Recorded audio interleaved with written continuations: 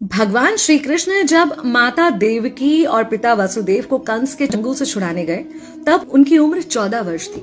उनकी माता ने उनसे पूछा कि बेटा, तुम तो भगवान हो, तो तुम हमें पहले ही कंस के चंगुल से छुड़ा सकते थे, इतनी देर क्यों कर दी? तो कृष्ण जी ने कहा, माता, क्या पिछले जन्म में आपने मुझे 14 वर्ष का वनवास नहीं दिया था? माता हैरान रह गई, बोली, ये क्या कह रहे हैं आप? तब कृष्ण जी ने बताया कि पिछले जन्म में मैं राम था और आप थी माता कैकेयी, और आप ही ने मुझे 14 वर्ष का वनवास दिया था, और कर्म फल से कोई नहीं बच सकता माता, इसलिए आपको 14 साल का ये दुख सहना पड़ा।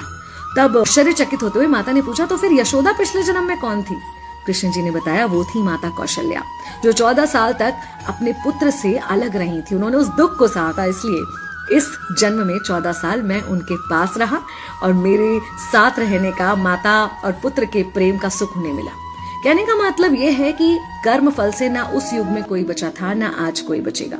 खुद भगवान भी कर्म फल से नहीं बच सकते, इसलिए अपने हर एक कर्म को बहुत सोच समझ कर कीजिए, क्योंकि जिसके भी खिलाफ आप कुछ गलत कर रहे हैं, उससे आपकी शत्रुता कुछ समय या शायद एक जन्म की है, लेकिन उसके साथ कुछ गलत करके आप अपने कई जन्म बिगाड़ सकते हैं।